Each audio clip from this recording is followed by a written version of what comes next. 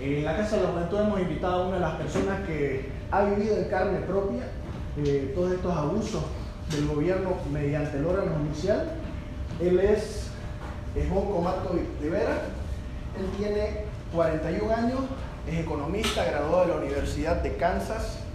La mayor parte de su vida profesional la ha ocupado en negocios familiares, ya sea en la ganadería, esa fabricación de bolsas plásticas, la construcción, y ha sido director de Asosegú, Fridosa y la Sociedad Ferroviaria del Oriente. Además, que ha sido segundo vicepresidente de nuestro comité cívico. Y ya con esta breve introducción, se lo dejo a usted, la tercera suya, y cuéntenos lo que está. Muchas gracias, te agradezco, José Hugo. Buenas noches. Primero que todo quiero saber, ¿se escucha bien hasta el fondo? Ok, perfecto. Esta es una charla que yo ya la he dado una vez antes, pero sinceramente la reduje un poco porque me interesa más que me pregunten sobre el asunto. El caso en el que lamentablemente yo sigo involucrado hace más de 10 años, hasta el día de hoy no termina. Y es demasiado, o sea, tratar de comprimirlo y explicarlo en una charla con todos sus matices, con todos los peros, con todas las cosas que han pasado entre medio es bastante complicado. Yo me imagino que ustedes al estar aquí conocen un poco. Yo les voy a tratar de poner en contexto lo que estaba pasando en Bolivia en ese momento y por qué se inventó el caso de terrorismo, qué función cumplía. Entonces, sin mucho más, quiero primero que todo agradecer a la Casa de la Juventud por invitarme, José Hugo, a mi sobrino Carlos Hugo también, que me hicieron esta invitación para poder venir a conversar con ustedes, sobre todo las generaciones más jóvenes. Me imagino que aquí hay gente que está entre los 18, 20, máximo 25 años. Estamos hablando que el caso de terrorismo empezó hace 10 años atrás. Ustedes, los que tienen 25, estaban con 15. Entonces se imaginarán que mucha agua ha corrido bajo el río. Ustedes no deben tener ni memoria de otra presidencia que no sea la de Evo Morales, ¿no? Sepan que han sido años muy duros. La persecución política encontraron la manera perfecta de hacerla, politizando, como decía José Hugo, politizar la justicia es una de las canalladas más grandes que podés hacer, porque no puede existir un país si no tenés justicia. Justicia es la que no permite que nos volvamos animales, la que permite que cuando hay dos personas que tienen una discusión, dos personas que tienen una diferencia de opinión, exista un intermediario que ayude a negociar o que administre justicia. La persona que diga quién tuvo o no tuvo la razón. Cuando ese sistema se corrompe, nada puede funcionar. Cuando ya lo que vale es la plata, cuando ya lo que vale es la influencia, ahí es donde ya la sociedad se empieza a desintegrar en sí mismo. Y eso fue lo que abusó el MAS. El MAS entendió que la mejor manera de tener a las personas perseguidas era a través de este sistema. Han habido otros gobiernos mucho antes por supuesto que Bolivia ha tenido su gran parte de su historia manejada por dictadores, pero si te pones a pensar, lo peor que te pasaba en esa época era bueno que te tomen detenido, preso, alguna cosa. Aquí te politizan tu vida, no podés deshacerte de este problema por más que salgas. Yo todavía tengo, no sé si lo vieron en los periódicos, yo sigo teniendo una deuda de 10.000 millones de bolivianos. O sea, estamos hablando de 1.500 millones de dólares. Figura en el banco como que yo debiera ese dinero porque ese es el cálculo que ellos hicieron, que yo le hice el daño al Estado. Obviamente eso va a desaparecer, pero te das idea del abuso y el poder que tenía esta gente. Cualquier número valía, cualquier tiempo que te tengan en la cárcel no era problema, no había nadie que los pare, no había nadie que se les pare, y bueno, al final de cuentas la gente se cansó, la revolución de las pititas salió airosa y pudimos liberarnos de este dictador. Sin más, entraré aquí en materia y después espero que tengan muchas preguntas. Tengo todo el tiempo del mundo para respondérselas. Primero que todo, buenas noches y una vez más agradecer a la Casa de la Juventud, Carlos Hugo, José Hugo como su director, por permitirme venir a darles mi punto de vista. Me llamo Zvoko Matković Rivera, tengo 41 años y hace 10 años que me encuentro acusado en uno de los casos más emblemáticos que han habido en Bolivia en los últimos años. Para los que no me conocen, soy uno de los 39 acusados que formaron parte del caso terrorismo. Este juicio se inició el año 2009 y hasta el día de hoy no hemos llegado a sentencia. No soy un experto historiador, no manejo todos estos datos perfectamente porque, como te digo, como les digo, a mí este caso me agarró de sorpresa. Han habido muchos matices que me llevaron a terminar acusado en esto. Yo no era cívico, no formaba parte de instituciones, no formaba nada, era simplemente una persona que en ese momento formaba parte de las luchas por las autonomías. Por supuesto, mi padre tenía una historia. Él había sido político, ha sido senador, ha sido prefecto, ha sido presidente de Cordecruz, que ya no existen, ha ocupado los cargos más altos que han habido dentro del departamento de Santa Cruz y también dentro de la política nacional. En algún momento, cuando él también pasó a la parte privada y fue presidente de CAINCO, fue parte de la línea dura que se oponía a que este gobierno suba. Y no sé si me siguen en Twitter o no, pero ahí yo recién hice una reflexión donde digo que me siento orgulloso que Santa Cruz desde el primer día se opuso a Evo Morales y dijo, esto no va a servir. Y Santa Cruz siempre fue el bastión de la oposición. Por eso es que ocurre el caso terrorismo. Y Santa Cruz, al final de cuentas, 14 años después, tuvo razón. Bolivia entendió que Evo Morales entró con un odio, con un resentimiento, que nada puede salir bien cuando se empiezan las cosas así.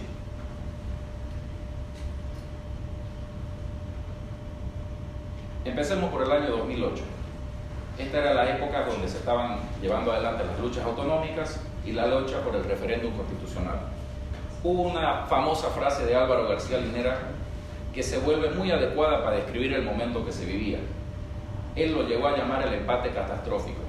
Por un lado vos tenías la media luna, con Santa Cruz, Beni, Tarija, Pando y en menor medida Cochabamba y Chuquisaca. Y por el otro lado tenías el gobierno del MAS, que había sido elegido con un 55% de los votos. Un gobierno fuerte, un gobierno con mucha aprobación, pero que al mismo tiempo dividía las aguas. Las tensiones políticas estaban en su punto más álgido, paros cívicos, bloqueos de carretera, inclusive hubieron cierres de ductos de gas y un muy fuerte apoyo del Oriente exigiendo una mayor descentralización, una mayor participación de los recursos que eran generados por cada región. Esa era la base de la lucha autonómica, manejar nuestros recursos. Ante esa amenaza que crecía todos los días, el MAS decide dar un golpe a la mesa y acabar con la oposición de una vez por todas. Es así como en pocos meses ocurren dos hechos funestos contra los departamentos considerados rebeldes.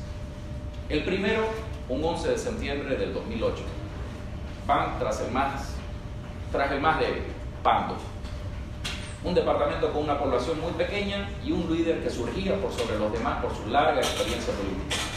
En un hecho que deja, igual que en el caso terrorismo, muchas más sombras que luces, nace el famoso caso Porvenir. Una marcha de campesinos organizada por el MAS que reclamaban la dotación de tierras y marchaban armados para llegar a la localidad de Porvenir. Ahí, en esa localidad, los esperaban los autonomistas. Tenían la información que estos campesinos venían impulsados por el partido de gobierno, venían armados y venían a hacer desmanes. Con ese miedo deciden cavar zanjas para tratar de evitar que esa marcha llegue hasta Cobija, la capital de Pando y la ciudad más grande. En esa marcha, del lado de los campesinos, abren fuego y ahí es donde explota el caos. Matan al operador de la máquina que estaba cavando las zanjas y la población, al ver eso, se descontrola y se va y los caza a los campesinos que estaban marchando.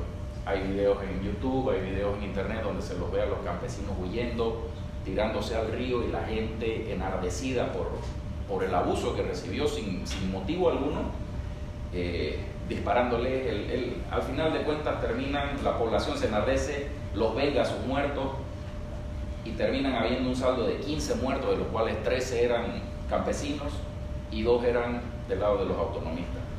En este escenario de luto y tragedia, el gobierno dicta un estado de sitio en Pando y días después toma preso al gobernador Leopoldo Fernández. Al igual que en nuestro juicio, no importaban las pruebas, no importaban los testigos presentados,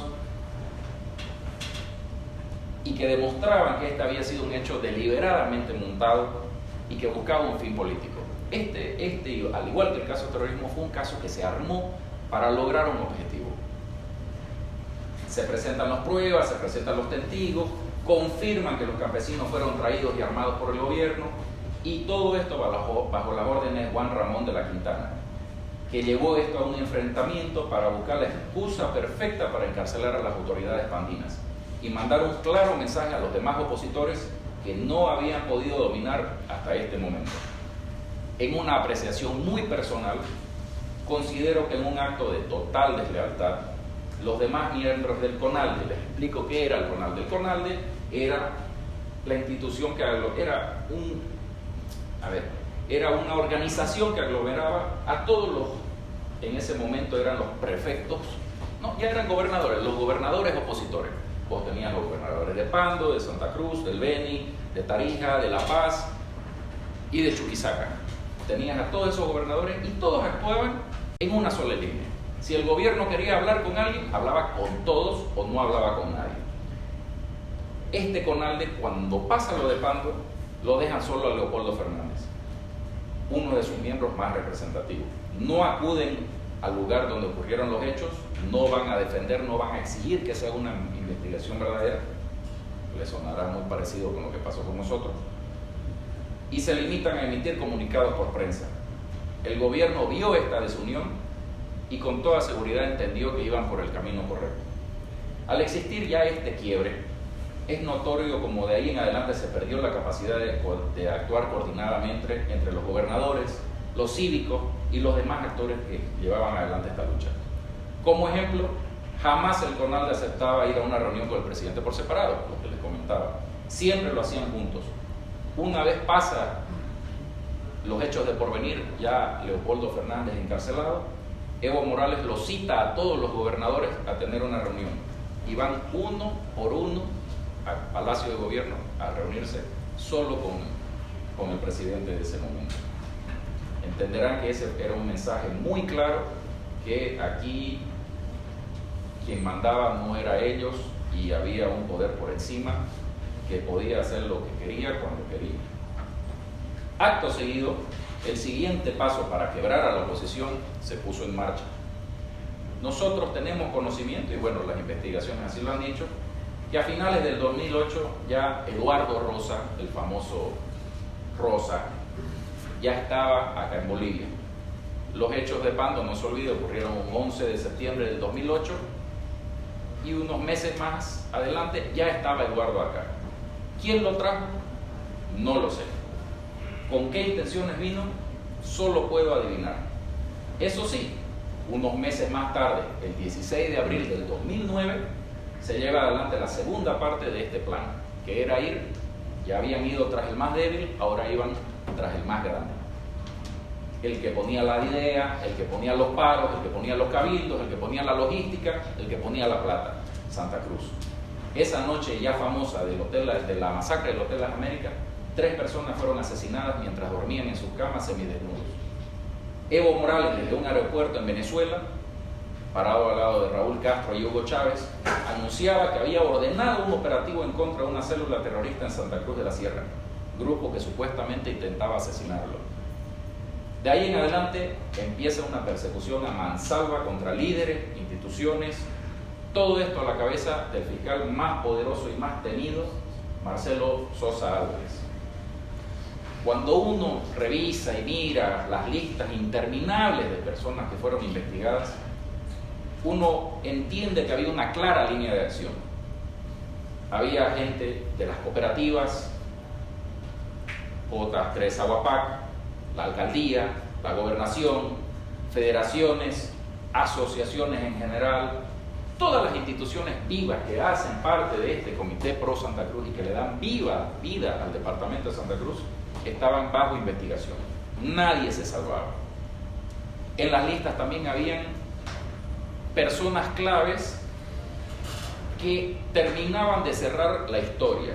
Vos tenías ex policías, tenías ex militares y tenías personas con un valor simbólico muy alto, como ser el general Gary Prado, la persona que logró capturar al Che Guevara, Branko Marinković, que gracias a Dios ha podido volver después de 10 años a esta tierra, y otras que también eran representativas en su momento. En fin, toda la institucionalidad cruceña estaba bajo investigación. Durante más de 3 años, el fiscal Sosa, lo que legalmente tiene que durar una investigación, el fiscal se dedicó a aterrorizar Santa Cruz. Y el Beni, no me olvido del Beni, extorsionando moros y cristianos. No sé si ustedes tienen tal vez padres, parientes, pero en Santa Cruz era muy difícil encontrar una persona que no conozca a otro que hubiese sido extorsionado.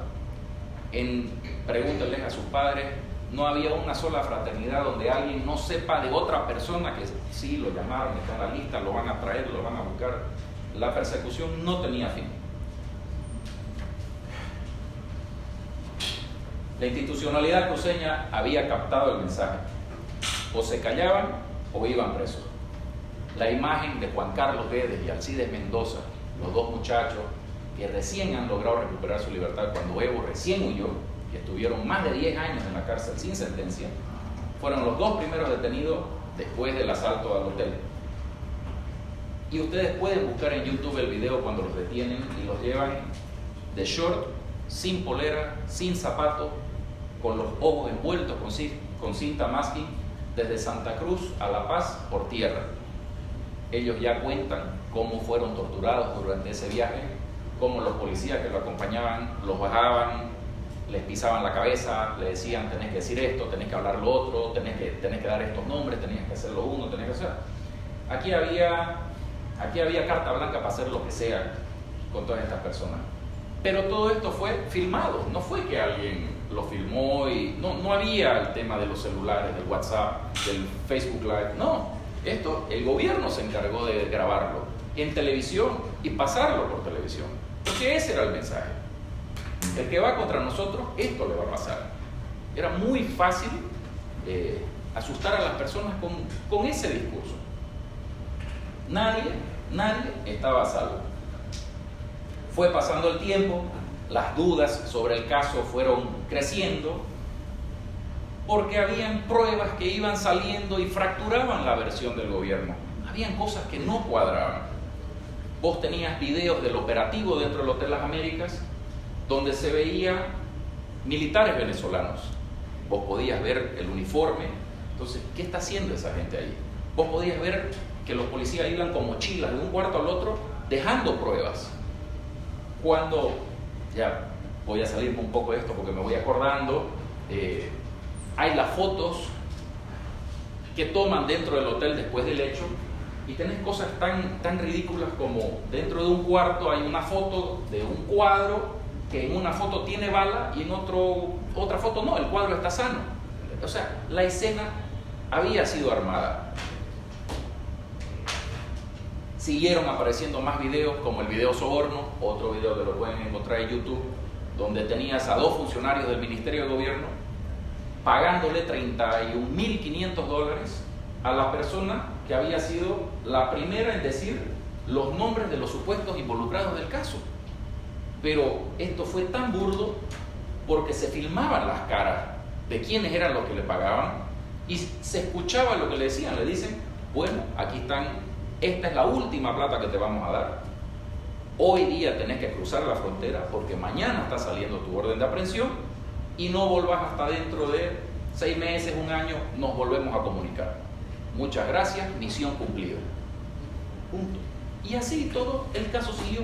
No había nada que los pare. Manejaban la justicia, manejaban los jueces, manejaban los fiscales. No había ningún control de ningún tipo. Al final de cuentas, tenías también videos de los policías compartiendo con los terroristas, los supuestos terroristas, comiendo churrasco. Muchos por lo menos 1 o 2 meses antes que ocurra lo del Hotel Las Américas. Entonces, las preguntas se caían de madura. Si ya sabían que estaban aquí, si ya sabían lo que iba a pasar, ¿por qué no los tomaron presos? ¿Qué necesidad había de matarlos?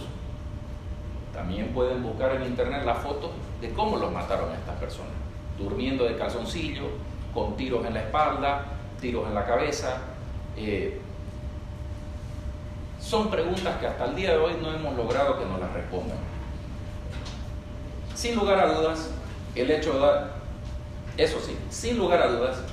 hecho que logra dar un giro de 180 grados al caso terrorismo fue un famoso audio que se filtra por Marcelo Sosa.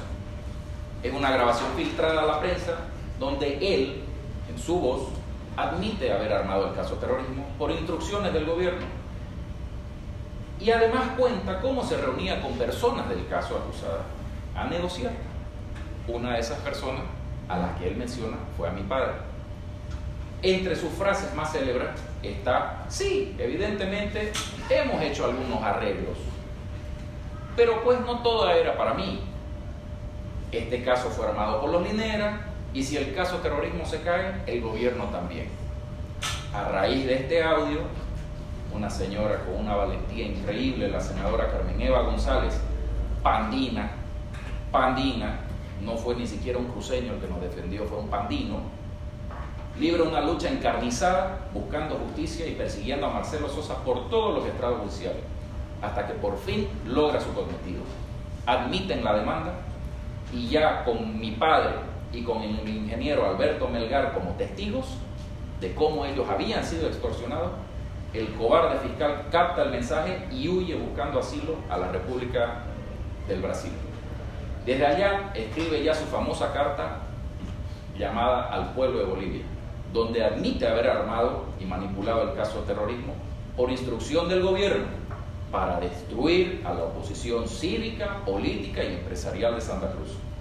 También cuenta que los 3 muertos del Hotel Las Américas en realidad fueron asesinados. Al día de hoy puedo contar con orgullo que gracias al ingeniero Melgar y a mi padre, las únicas 2 personas que se animaron a denunciar a Marcelo Sosa, el ex fiscal fue condenado a 12 años de cárcel y esa es una sentencia que lo espera el día que decida volver a Bolivia. ¿Quién lo trajo a Rosa? ¿Cuál era su relación con el gobierno? ¿O por qué lo mataron si ya lo tenían infiltrado? ¿Quién dio la orden de asesinar a todas estas personas? Todas esas son preguntas que espero algún día la justicia las pueda responder. Es necesaria una investigación profesional con ayuda internacional para llegar a respondernos todas esas interrogantes. Es lo mínimo que las familias que han sufrido tanto se merecen. Y con seguridad que es algo que los tribunales internacionales van a exigir cuando estos juicios se instalen afuera. Es así que yo paso aproximadamente la última década de mi vida paseando por Bolivia, viviendo en diferentes cárceles del país, con una vida que gira absolutamente en torno al caso terrorismo. Un caso montado y sin la más mínima chance de un juicio justo. Extorsionado con los juicios abreviados que parecían ser la única forma de recuperar nuestra libertad. Para que ustedes entiendan, ¿qué viene a ser un juicio abreviado? En su desesperación por lograr sentencias en estos casos, el gobierno cambia las leyes y cambia una ley que en realidad pareciera bueno, pero fue lo que utilizaron para secuestrarnos judicialmente. Hasta antes del caso terrorismo, vos podías ir a pedir un juicio abreviado. ¿Qué significa? Ok, me estás acusando de robo, la sentencia máxima son 6 años de cárcel.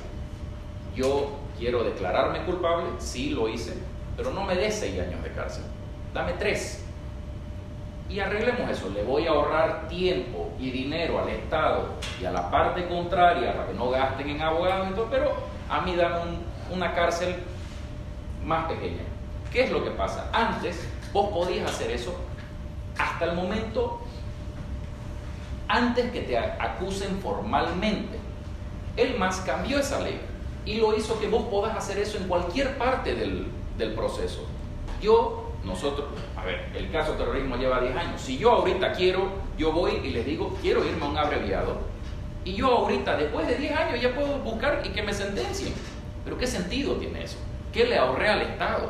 ¿Qué le ahorré a la parte? No ahorré nada. ¿Qué pasa? Esa era ya la excusa para no dejarnos salir de la cárcel. A los dos muchachos que les cuento, Juan Carlos Guedes y Alcides Mendoza, yo lo he visto personalmente, cómo les han ofrecido casas, plata, pero sobre todo que retiren su demanda internacional para que los puedan mandar a su casa.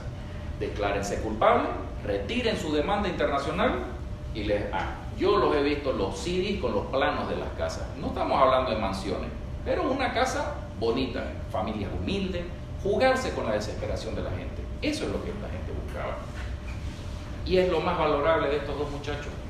Dos personas humildes, dos personas con familia, dos personas con hijos chicos que mantener, que prefirieron quedarse 10 años en la cárcel antes que declararse culpable de algo que no hicieron. Con este discurso, el MAS tuvo a toda esta región atemorizada durante más de 10 años, con miedo, con instituciones y dirigentes que tenían claro que no podían meterse en la política, con un comité cívico tachado de racista, de elitista, de separatista, la dirigencia con las manos atadas y temerosos de encabezar cualquier tipo de protesta, derecho legítimo establecido en nuestra Constitución. Esta fue una época sumamente dura para todos. Un pueblo entero con las voces embargadas y con la percepción popular que solo el que negociaba con el gobierno podía salir a flote. Por suerte, Dios aprieta, pero no ahoga. Nos llega una pequeña luz de esperanza, y justo de manos del enemigo, emborrachados en su éxito, después de repetidas elecciones que ganaban y ganaban y ganaban, ahora ya nos imaginamos cómo era que las ganaban. En menos de un año, después de haberse reelegido la última vez, muestran sus verdaderas cartas y tratan de acomodar el camino para volver a reelegirse una vez más. Y así es que llegamos al 21 de febrero del 2016. Y ahí viene el quiebre de esta historia. Un gobierno que ganaba todo recibe un rotundo no.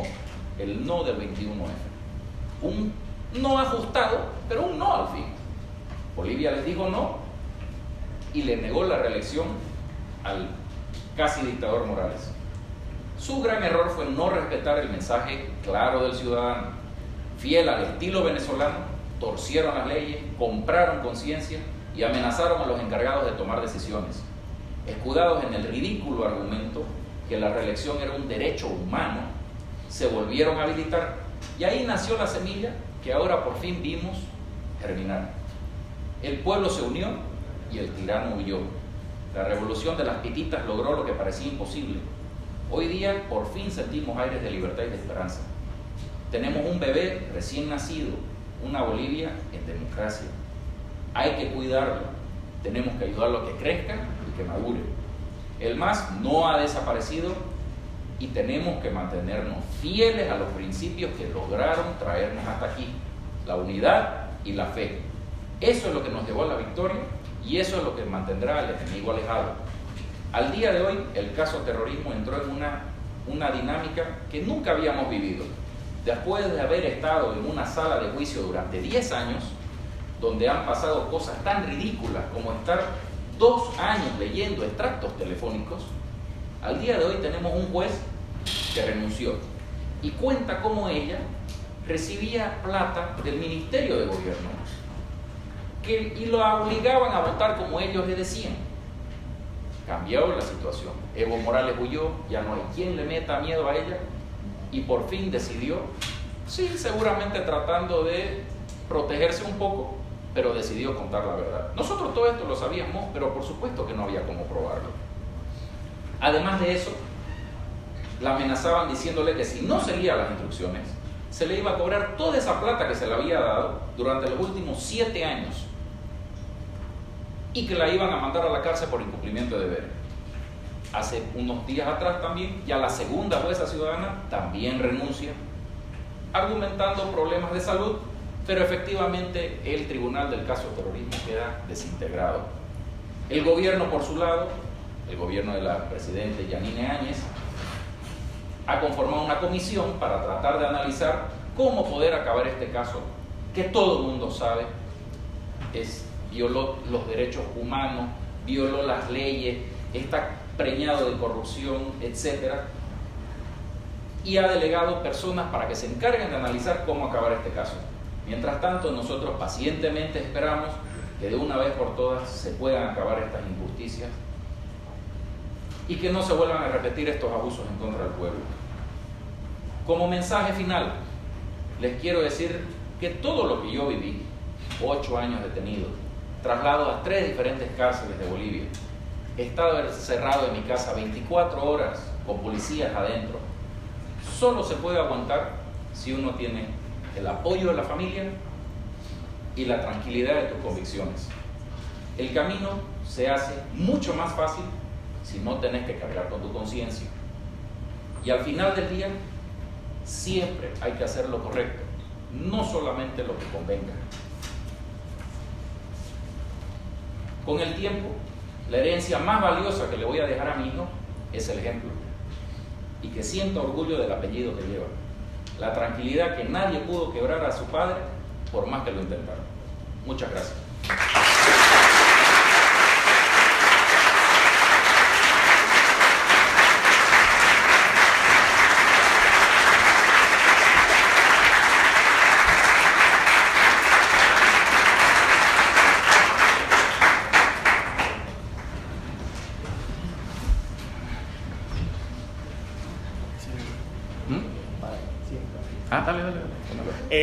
Bueno, ya escuchamos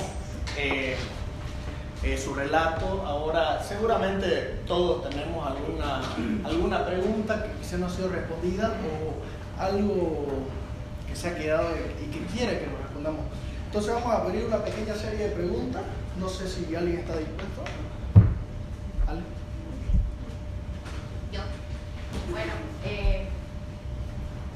yo tenía 19 años cuando sale el caso de terrorismo y muy rápido nos pudimos dar cuenta en Santa Cruz con el tema de las listas, era un tema de terror que salían en la tele, las listas de las personas que tenían por ir a rectificar a La Paz. Ya yo más grande conozco el juicio en la universidad, te conozco a vos preso y pude ver realmente las atrocidades jurídicas que pasaron en este juicio. Para nosotros los cruceños era una vergüenza que vos estés preso y nosotros no hagamos nada. Vos mismo lo dijiste que tuvo que ser una pandina la que te defendió. Lo que yo te quiero preguntar, Sonko, es, en estos 10 años de calvario jurídico que vos has sufrido, ¿qué clase de apoyo recibiste de los líderes de la oposición acá en Santa Cruz? A ver, ¿qué te podría decir? Muchos preferían hacer oídos sordos al tema, no pasaban de comunicados de prensa. Hemos tenido gente que nos ha visitado, recuerdo el doctor Elan Bacadíes, cuando era presidente del comité cívico, ir a visitarnos. Papico Castedo también lo hizo. El comité, dentro de todo, si bien estaba perseguido y temeroso, por lo menos hacía un apoyo moral, si querés. No dejaban de emitir comunicados, todo. Y yo lo entiendo, yo no les voy a echar la culpa, porque sé el poder que tiene el miedo. Ahora, ¿dónde está el tema? Cuando vos pedís que las personas confíen en vos y te den su representación, tenés la obligación de llevar lo bueno y lo malo. Entonces, hay instituciones en Santa Cruz que tenían la obligación de entender que este caso era un ataque no a nosotros como personas. Este era un caso que se armó para atacar a todo un pueblo. Ya les he explicado, vos ves la lista, vos ves la línea clara que trazaban y qué era lo que querían lograr. Entonces, está bien, al comienzo yo tengo hasta personas amigas y conocidas que hablaban mal de uno, que decían, pucha, ¿y para qué se metieron? ¿Para qué me metí en qué? Entonces, porque el gobierno hizo eso, no se olviden que era un gobierno absolutamente poderoso, con plata para votar, han impreso libros con nuestras caras, los han repartido internacionalmente, los han repartido en otros países, mostrando quiénes eran los terroristas, quiénes querían matarlo a Evo, y es tan chistoso porque nosotros acá en nuestro juicio estamos acusados de dos cosas: terrorismo y alzamiento armado. Nunca nos acusaron ni de magnicidio, que es el intento de matar a un presidente, ni de separatismo. Y el discurso afuera siempre era los separatistas que querían matarlo a Evo. No estamos acusados de eso. Entonces vos tenés líderes de la oposición, líderes de este departamento, que tenían la obligación de pelear por su región, no por nosotros. Sobre todo cuando ya tenés hechos como la famosa carta de Marcelo Sosa, una carta donde él dice: esto se armó, a mí me dijeron que yo lo armé, y yo lo armé por instrucción, porque tenía miedo, no sé, ahí ya él se trata de salvar, pero lo hizo. Y al final de cuentas, esto se armó para destruir a la oposición política, económica, cívica, empresarial de Santa Cruz. ¿Quién era el líder de todo eso? Entonces, cuando sale esa carta y las autoridades cruceñas no salen, todas, estoy hablando todas, no salen a decir: hey, basta, este caso se acaba ya, porque se acaba, ya tengo que entender que las instituciones cruceñas o son débiles, o no tienen poder, o no tienen peso, o bueno, o no podían hacer más. Y eso creo que me da más vergüenza que el hecho que no hayan salido. Gracias. De nada. ¿Alguna otra pregunta? Buenas noches, ¿Cómo te va? querido Volko. La verdad es un gusto compartir, verte ahora en libertad. Mucho he leído sobre vos. Quiero dejar una pregunta, más que nada para el futuro. Hay dos semillas que quedarán en el pueblo cruceño. La semilla de una verdad que la cuenta un grupo, y la semilla del otro lado, quizás esta vez de los perseguidos políticos, que tienen otra verdad. Y la verdad es que esa semilla está germinando y divide a los jóvenes. Hoy en día, muchos que están acá vamos a ser, si quieren ver, los compañeros políticos, cívicos o hasta socios empresarios. Y algo que comenzó hace 10 años, ideológicamente está empezando a dividir un pueblo. Y la verdad es que la mejor manera de solucionar eso es con la verdad. No dudo que vos no la tengas, pero sí en algún momento habrá que estallar, y la mejor manera para que Santa Cruz no vuelva a repetir esta división que tanto a vos, a tu familia afectó, afectará a otras personas que no tendrán justicia y que deberían tenerla. Porque comparto con vos de que hubo mucha complicidad y hubo mucha cobardía, y esa cobardía merece condena, por lo menos una condena social. Entonces creo de que en algún momento, quizás esta no es la temporada donde se puede decir las verdades, porque la verdad es que ese sentimiento de unidad autocensura muchas cosas, pero en algún momento sabremos la verdad, por lo menos esta generación de jóvenes. Mira, es un poco complicado, y te voy a explicar por qué. Cuando a mí me meten a la cárcel con otras, porque éramos unos 15, son 39 los acusados del caso terrorismo. En algún momento habíamos hasta 15 detenidos. Después ese número se redujo, muchos huyeron de Bolivia, de los otros 39, etcétera. Pero cuando yo llego ya a la sala de juicio, o el primer día que vamos a escogerlas a estas jueces ciudadanas, que son las que ahora han renunciado, es la primera vez que nos encontramos todos en el mismo lugar, no nos conocíamos. Yo conocía tal vez a 2 o 3 personas, porque uno era un tío mío que es de la misma comparsa de mi padre, conocía a otro amigo, Marito Herrera, porque es de mi misma edad y somos de comparsa muy, muy hermanas, muy amigas, pero no nos conocíamos. ¿Qué hacemos aquí? ¿Qué hacías vos? ¿Qué dicen que hiciste vos?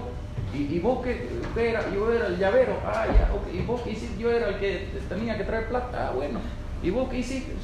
¿Me entendés? Con seguridad que debe haber una verdad. No sé si los que la saben la van a contar. Es lo mismo que cuando la senadora Carmen Eva González decide meter el juicio por extorsiones contra Marcelo Sosa. Solo 2 personas se presentan y se declaran víctimas. Mi padre y Peri Melgar, Alberto Melgar. ¿Por qué? Mi padre, porque por supuesto yo estoy en la cárcel y es la única forma contar su verdad para lograr que este juicio se caiga. Y Alberto Melgar, porque es otro acusado del caso terrorismo.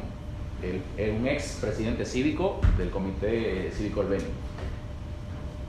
Entonces, pero yo personalmente conozco por lo menos unas 10 personas más que pagaron por miedo a lo que ya yo estaba pasando, por miedo a lo que le había pasado a mi familia. Yo conozco, y conozco personas que han pagado $250,000, y conozco personas que han pagado 80,000, y conozco personas que han pagado 25,000. O sea, el monto variaba.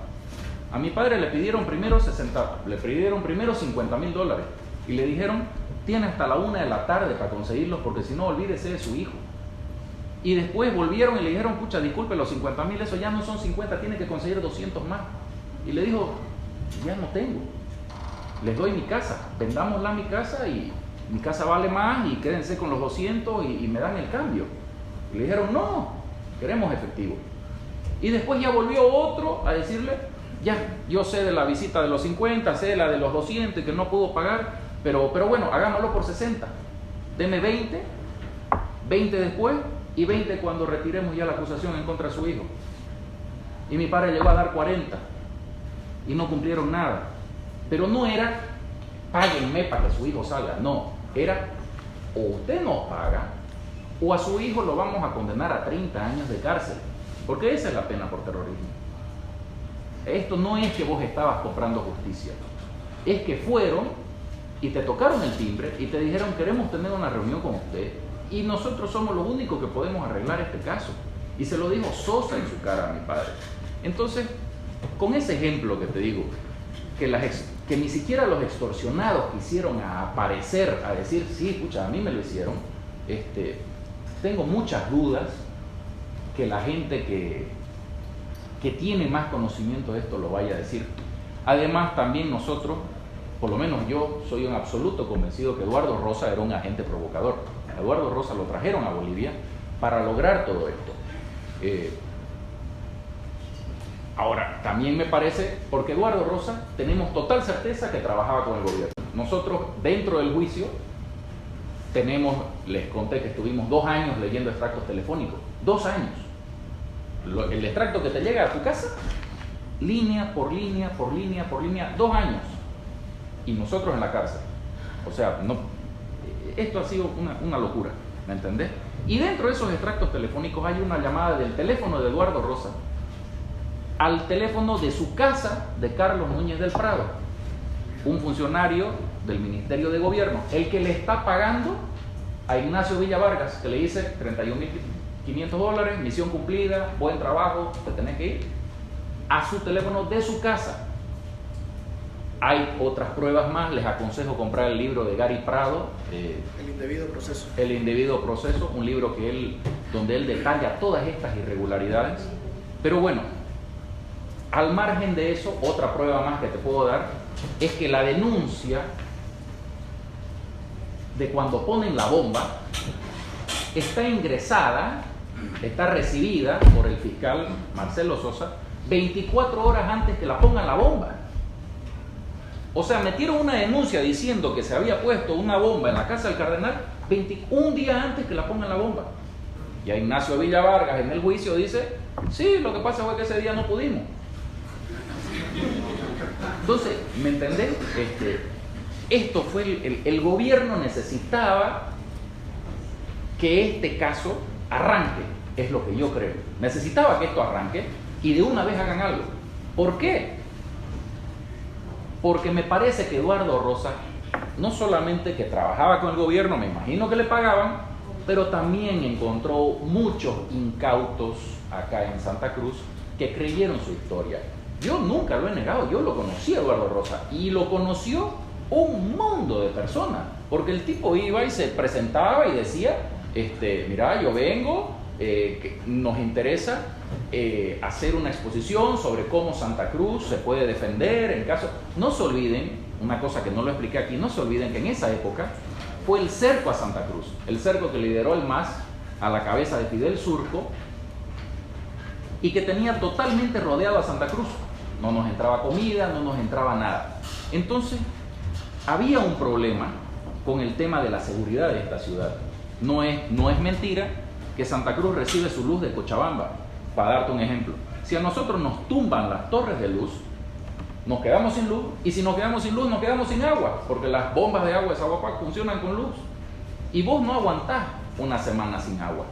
El agua es para todo, para cocinar, para ir al baño, para tomar agua, para lo que sea, ¿me entendés? Entonces, el tipo venía vendiendo que él, porque era un excombatiente de la guerra en Croacia, en fin, y que él tenía un plan, pero después ya empezó a divagar, a hablar cosas absurdas que yo se las dije en su cara. No tiene sentido lo que me estás hablando, que querés armar gente, que, o sea, una cosa bien idiota. Al final de cuentas, a mí me acusan de haberlo ayudado a Eduardo Rosa. El trecho de haberlo conocido a que ya me digas que yo me senté con él a planear cómo lo íbamos a dividir Bolivia es bastante largo. Y por eso es que en 10 años no lo han podido probar. Estoy de acuerdo con vos. Una de las cosas que yo más reclamo a este gobierno es que no es porque lo primero que nos ofrecieron es queremos dar amnistía y que se acabe el caso de terrorismo. No, eso no es así. Esto no es un robo de garrafa, esto no fue que te robaron el celular. No, aquí hay muertos. Aquí hay personas que fueron asesinadas y aquí se tiene que saber quién lo hizo. Peor cuando es tan fácil llegar, porque vos tenés en la lista del juicio, vos tenés exactamente, sabés quiénes fueron los policías que entraron al hotel, porque fue la UTARC.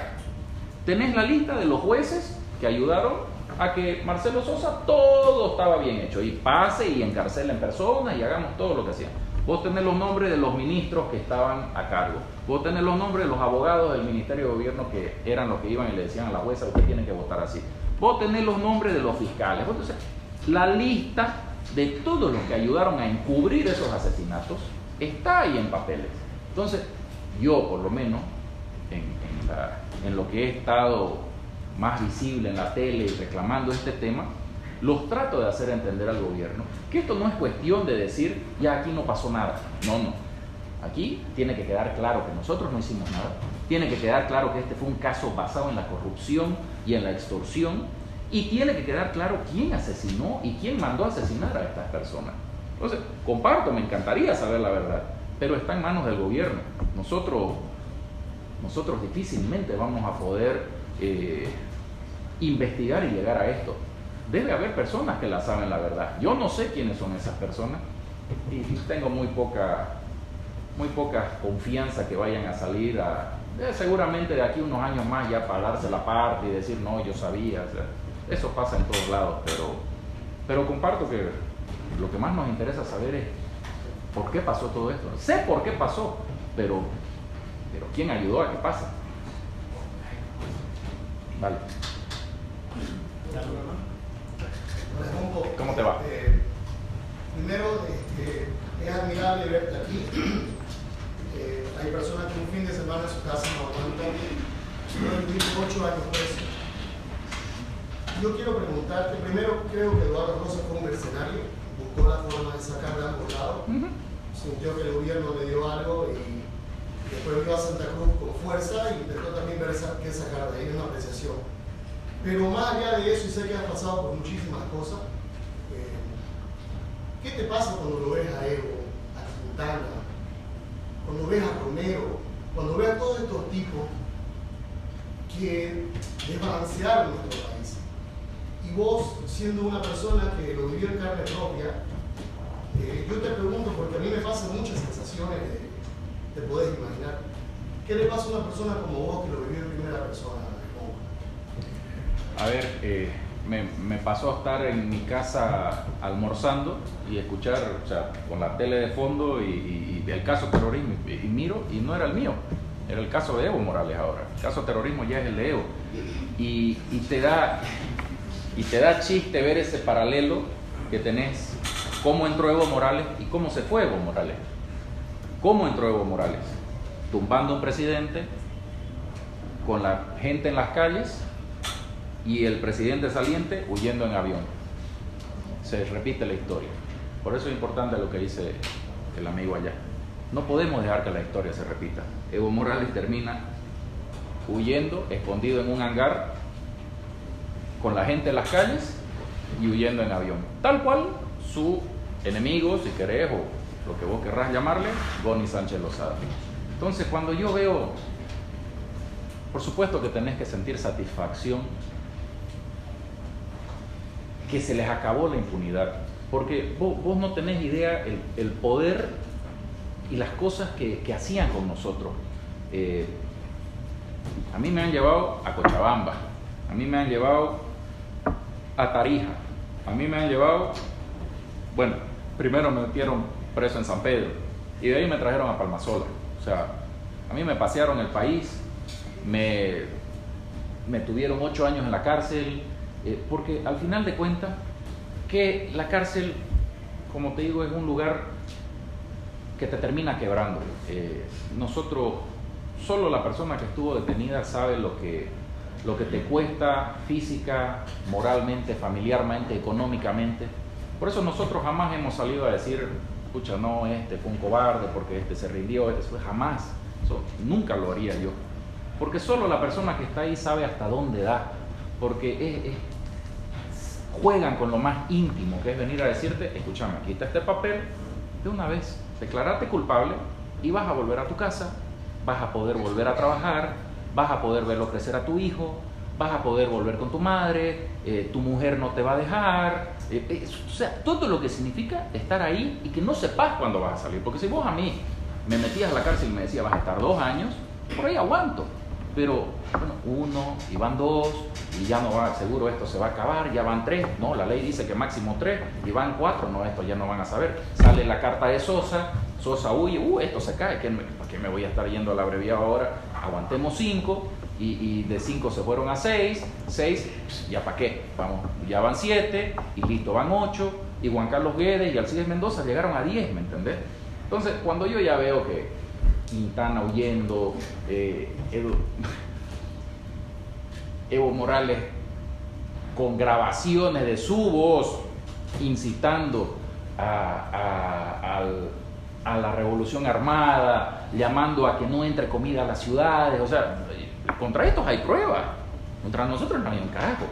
O sea, te voy a dar un ejemplo dentro de lo que Marcelo Sosa, porque en la charla que tiene Marcelo Sosa con mi padre, él le dice, yo soy el único que puede o sacarlo a su hijo de esto. El problema de su hijo son burreras, le digo.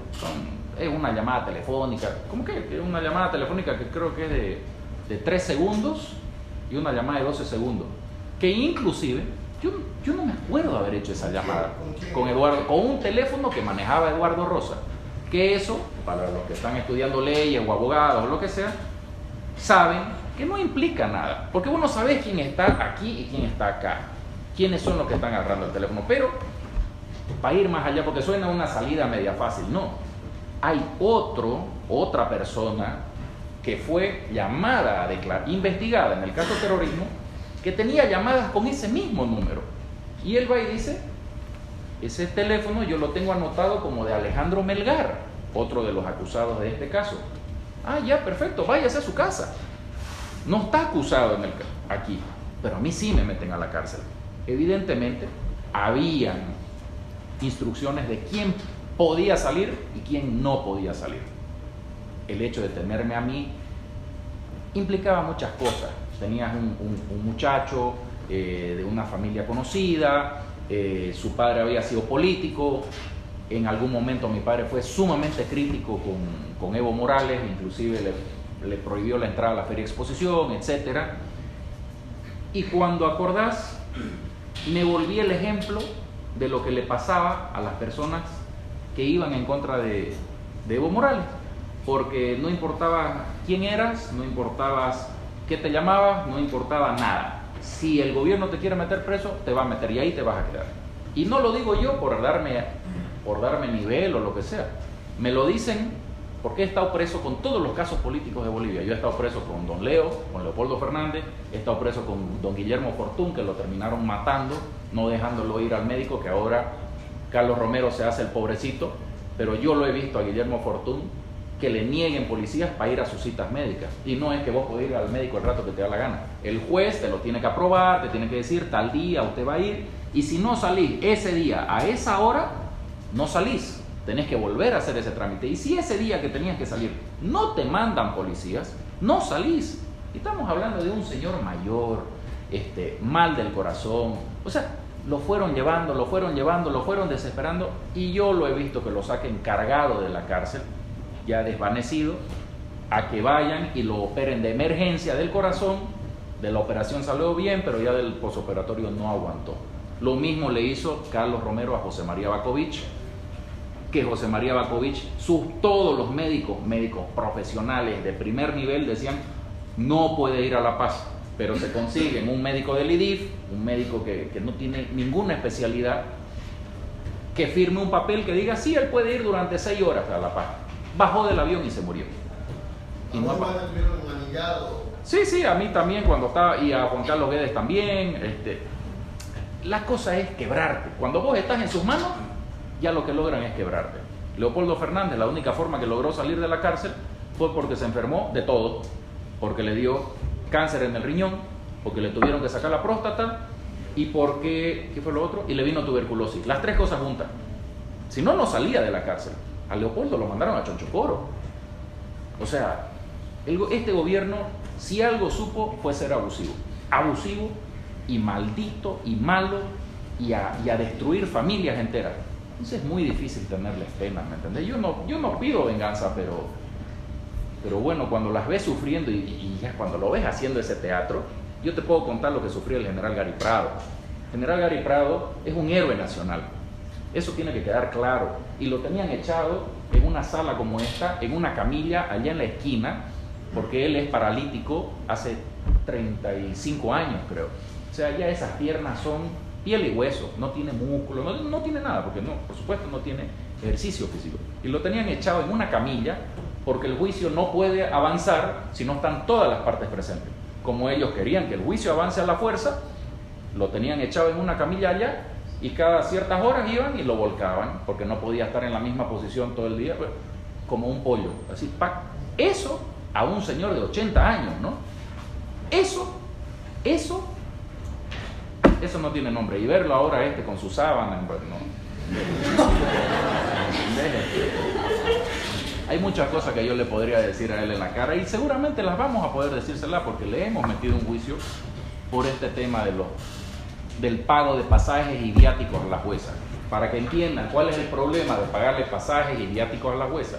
Dentro de un juicio, vos tenés a los acusados, tenés a los jueces y tenés las personas que te acusan.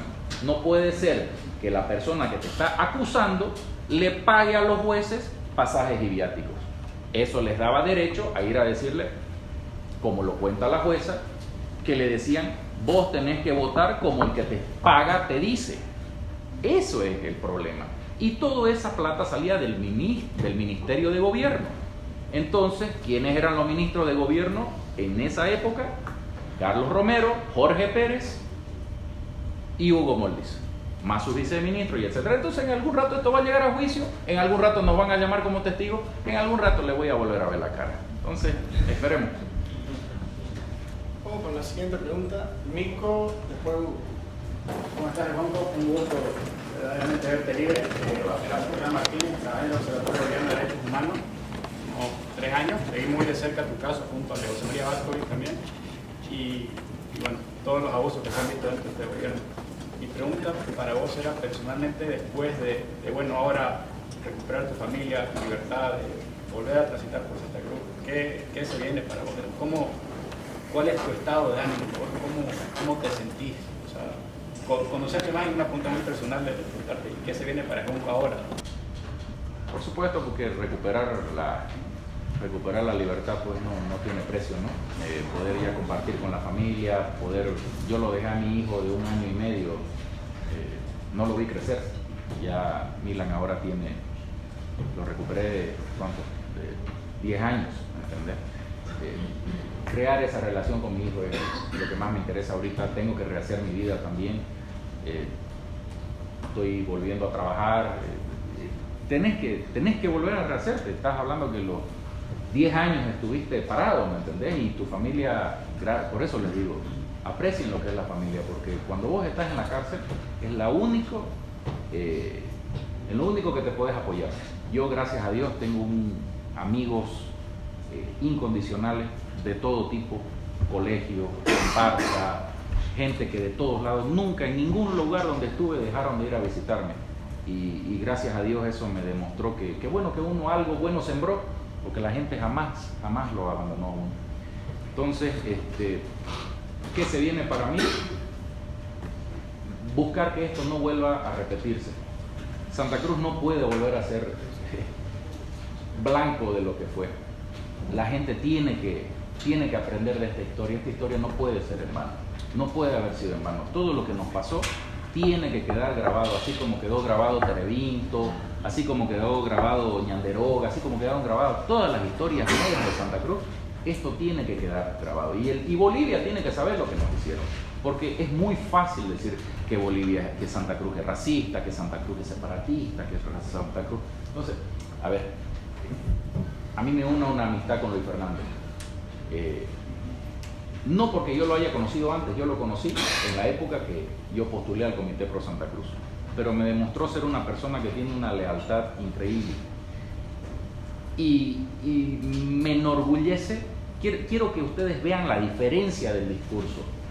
Cuando Evo Morales entra al gobierno, su discurso era: ahora nos toca a nosotros. Un discurso a quebrar, a separar, a crear ese odio entre razas, entre clases, entre todo, porque vos dividís y reinás. Eso es básico. Cualquier libro de estrategia te lo va a decir así: dividís y reinás. Miren el discurso con el que Luis Fernando nos unió, que es: todos somos bolivianos. Mira la diferencia, ¿me entendés? Y ojalá Bolivia siga así. Yo sé que tenemos nuestras diferencias, yo las debo tener, hasta yo sería el que más razones tendría que tener, porque a mí sí que me han hecho daño, porque yo era cruceño, porque me dicen que soy croata, que porque me dicen que soy separatista, que yo soy todo. Para mí, yo soy todo. A mí me tacharon de todo. Mi foto está dando vueltas por Ginebra, por la Unión Europea, por Estados Unidos, todos donde estos tipos iban con panfletos, con nuestras caras: estos son los terroristas, estos son los terroristas. O sea, con decirte que no sé cómo vamos a terminar de salir de este asunto, ¿me entendés? Pero todo esto no puede ser en vano, y en lo que se pueda ayudar. Por eso me gusta venir a estas cosas, para que la gente conozca a lo que se pueda lograr, para que se concientice y entiendan esta lección. Lo voy a hacer. Siguiente pregunta, Víctor. Gracias. La Casa de la Juventud es una institución joven, de varios años pasados, y me refiero a que forma parte de la directiva. Tal vez en ese entonces fue la Unión Juvenil a la que más buscó el referente de jóvenes para usar como ejemplo. Si trasladáramos ese caso en estas épocas, muy probablemente sea la Casa de la Juventud, porque todos los jóvenes que están aquí están involucrados, están cercanos al Comité de Santa Cruz, en otras instituciones, son líderes, etc. Entonces, ¿qué recomendación nos da a nivel institucional? Porque esto fue directo, no fue a CAINCO, a la Federación de Fraternidades, a la ACCC, a la Cámara, todo, ¿no? O sea, se dieron cuenta que lo que era fuerte en Santa Cruz era la institucionalidad. Y si algo se volviera a intentar hacer, es muy probable que el referente, más allá de las plataformas, sea la Casa de la Juventud. Entonces, ¿qué recomendación podría darnos? Porque a veces uno como joven se sube en la ola, o porque tiene esa mística, esa causa, ¿no? A nivel institucional, como joven. Mira, primero que les quede claro, nosotros no hicimos nada malo. O sea, la persecución vino porque había que perseguirnos. Así que no crean que la unión era... Lo que pasa es que el gobierno te manejaba un aparato comunicacional, te manejaba un presupuesto, al otro día ya habían documentales sobre el caso terrorismo, cómo los habían matado, cómo entraban a cotas, cómo se entraban a las casas que allanaban. Fue una cosa, te estoy diciendo que hasta gente que sabe quién es uno, hasta dudaban de uno, ¿me entendés? Entonces, a ver, todas estas organizaciones, para mí el Comité Pro Santa Cruz es la organización más noble y más hermosa que existe en este pueblo, porque no maneja plata, porque el comité tiene tanta fuerza como el pueblo se la da, y tanta fuerza como la lucha que está liderando. Hay muchas épocas donde la cosa está tranquila y pasa, pero hay otras donde se vuelve álgido. La época de las autonomías, las épocas de ahora de la lucha del tema por ejemplo, de la chiquitanía, o sea, y el pueblo le exige al comité que tome la batuta. ¿Por qué? Porque el comité, el MAS y etcétera, jamás entendió que esto es...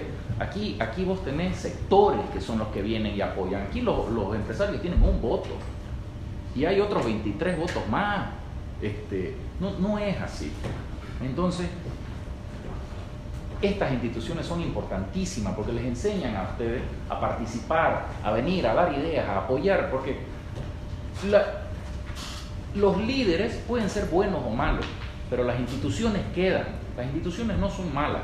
Las personas que las liderizan pueden hacerlo mejor o peor, pero cuando uno participa, cuando uno fiscaliza, cuando uno da ideas, cuando uno está dispuesto a ir y hacer uso de su voz y de su voto, es donde pasan cosas buenas. Entonces, los animo a que sigan participando, sigan viniendo, sigan estudiando, sigan aprendiendo de todo lo que es, porque Santa Cruz por eso Santa Cruz es lo que es. Nosotros somos tan orgullosos de ser cruceños, porque todo lo que tenemos lo hemos hecho nosotros mismos, a pulmón. Si Santa Cruz tiene luz, agua y teléfono es porque nosotros nos las compramos, porque nosotros pusimos cuota entre cuántas personas y compramos el motor de luz para que el primer generador de luz, para que se funde la CRE, y después Caínco puso en garantía su edificio para que Cotas pueda comprar la primer central telefónica. No habían teléfonos en Santa Cruz. Imagínense, la primer loseta que se pone en la plaza, creo que se puso el año 69, si no me equivoco, y ya el año 67 el hombre ya había llegado a la luna. O sea, no teníamos losetas acá, ¿me entendés? Entonces, por eso es que en Santa Cruz somos orgullosos de lo que tenemos, porque nosotros mismos lo hemos hecho. Nosotros queremos nuestras instituciones, queremos nuestro pueblo. Es lo que les da rabia en otro lado, me imagino, porque acá muchas veces también la verde, blanco y verde está primero que la rojo, amarillo y verde, ¿me entendés? Pero no es que sea así, es que simplemente el cariño a nuestra tierra es muy grande, y eso no tiene nada de malo, porque es aquí donde nosotros queremos vivir, trabajar y que nuestros hijos crezcan. Entonces, sigan viniendo, sigan participando, traten de estar metidos en todos lados. Sobre todo se los pido a las mujeres tienen que darse cuenta que tienen que participar más, tienen que estar metidas, no se lo dejen todos a los hombres. Vista está cómo fue esta lucha, las más valientes, las más luchadoras, las más dispuestas a sacrificar todo son las mujeres, porque son las que quieren, al final del día van a ver crecer a sus hijos, tienen que luchar por el hijo. El hombre puede ir, puede pelear y puede morirse, pero el hijo siempre va a quedar con su madre. Cuando la madre sale a luchar, es ahí que ella lo hace con una convicción de ver que su hijo tenga mejores días adelante. Entonces, los felicito por haber estado no solamente en la pelea, que estoy absolutamente seguro que todos estuvieron, sino por participar de instituciones como esta. Entonces, una última pregunta para Claudia.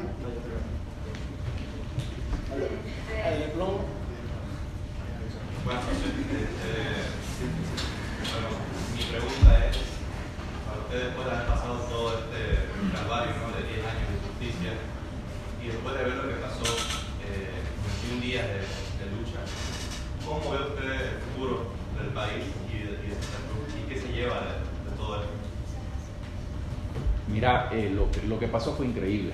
Lo que pasó fue increíble porque sinceramente no había forma que vos digas al comienzo, esto es lo que va a pasar. O sea, estás hablando de un tipo que manejaba todo y lo tenía todo a su disposición. Tenía toda la plata, todo el ejército, toda la policía, todo, la justicia, todo era de él.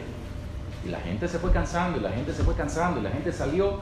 Y aquí, sinceramente, no sé, lo que Luis Fernando dice, y tenemos un Dios aparte, que hasta los errores eran bendiciones. El día que, a ver, yo me gusta dar este ejemplo, el día que Luis Fernando dice tiene 48 horas para renunciar, y a las 48 horas, bueno, pues no renunció, todo mundo, un bajón, miércoles, ay, a ver si aguanta, a ver si dura, ya tengo yo que trabajar, o sea, ya la gente perdía el impulso. ¿Qué hace Luis Fernando? Ese rato se sube a un avión y se va a La Paz, y casi lo linchan, y ese mismo rato nadie se acuerda de las 48 horas y que no se cumplieron, nada. Nos dio un impulso más y llegamos un poco más allá, y después por desgracia estos maleantes, porque eso es lo que son, van y tratan de armar otro caso de terrorismo, si querés, porque así fue como lo armaron, otro por venir, y pasa lo de Montero, y eso nos dio más rabia y más fortaleza, y llegó un rato que no importa, aquí nos quedamos hasta cuando sea, y se fueron y hay una frase que me la dijo justo el tío de Alejandra Serrate, que se la dijo Goni, cuando Goni estaba casi por caer, o alguien al que Goni se la dijo, pero es que cuando vos estás de caída ni el suelo te ataja, cuando ya nadie quiere saber de vos, ya ni el suelo te ataja cuando te estás cayendo. Y fue lo que pasó, todo le salía mal al gobierno, todo eran errores, hasta que cometieron el error más craso de todos, que fue meterle bala a los mineros que venían marchando, y ahí fue donde ya no era solo la lucha aquí en este lado de acá, sino que allá en Oruro, en Potosí, en Chuquisaca ya los empezaron a cazar, y allá los empezaron a cazar, y aquí más se prendió eso, y ya se desesperaron, y cuando acordaste que una renuncia a la otra, pum, hasta que el machito había sido bien cobarde y no se quiso quedar, y dijo, de aquí me voy, y cuenta Tuto Quiroga, y me lo ha contado, que llorando el otro le pedía que por favor lo dejen salir de Bolivia. Ese era el macho Evo Morales, que prefirió salir huyendo como una rata, y ahora desde Brasil, desde Argentina, se dedica a llamar a que se formen milicias para matar más bolivianos para volver. Yo no sé qué cargo puedes justificar que vos que mates personas para llegar a él. O sea, si vos sos una persona que lo que querés es el bien para tu pueblo, si lo que querés es llevar adelante un país y tu único beneficio es, no sé, un sueldo, ¿justifica eso matar? Ahí es donde vos entendés cuál es su desesperación de esta gente. Su gobierno no admitía, no entraba en el cálculo que ellos pierdan el poder. Fueron demasiado malos, fueron demasiado déspotas, hicieron daño a demasiada gente. Ellos no podían salir del poder. El rato que salían del poder iba a pasar esto. Se destapan las ollas, comenzás a pillar papeles, comenzás a pillar robo, extorsiones, negociados, abusos, y eso es lo que iba a pasar. Ellos no estaba en su cálculo esto los agarró desprevenidos. Hoy día sale Pari a decir que no entendimos, no comprendimos la fuerza que tenía el comité.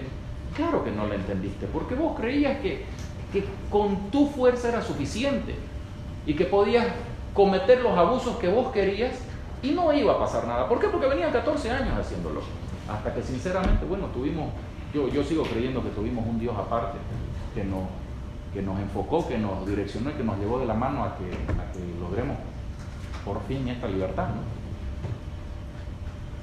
Ahora vamos con una última pregunta. Yo no estoy apurado, no te preocupes. Mi pregunta más va hacia cómo fue tu vida durante los 10 años en la cárcel, cómo fue la relación que tuviste con los policías, ya que prácticamente esa fue tu casa durante aproximadamente 10 años. Mira, es complicado porque es una gentecita complicada. He conocido muy buenos policías, te puedo decir, gente decente, gente que si ve que necesitas algo está presto a darte la mano y que no te pide plata. Pero la gran mayoría es un... Vive de eso, ¿me entendés? Vive de que te llega una visita y para hacerla pasar te piden plata. Viven de que te están trayendo algo, no sé, una comida, qué sé yo, te están trayendo una hamburguesa, así que no me las dejas las papas. O sea, es ese tipo, ¿me entiendes? Entonces yo en mi forma de ser, siempre mantuve mucho la distancia. No me gusta tener ese roce. Te imaginarás lo que viví durante 14 meses, porque después de estar 8 años en la cárcel, que estuve 8 años exactos en la cárcel, yo entré yo voy a declarar a La Paz un 18 de marzo del 2010 y el 19 me detienen un 18 de marzo y el 19 de marzo es mi audiencia cautelar y ya me mandan a la cárcel. Y salgo libre un 19 de marzo del 2018. Entonces estuve exactamente ahí. Y de ahí estuve 14 meses en mi casa 24 horas con un policía, con escolta 24 horas, turnos de 24 horas. Y lidiar con esa, no sé, como te digo, a veces te tocan personas que son educadas y que son conscientes, que están en un domicilio ajeno, y a veces te tocan personas que a decirte, bueno, a mí me gusta comer a las 12. Bueno, pero aquí no se come a las 12, se come cuando llega mi madre que está trabajando para que haya plata para que vos puedas comer a las 12, como querés. Entonces comemos, no sé, 12:30, 1. Y no es que yo les hacía una comida por separado. Aquí si comíamos paella, comían paella. A veces venía un tío a hacernos un agrado y hacían, no sé, churrasco, comían churrasco.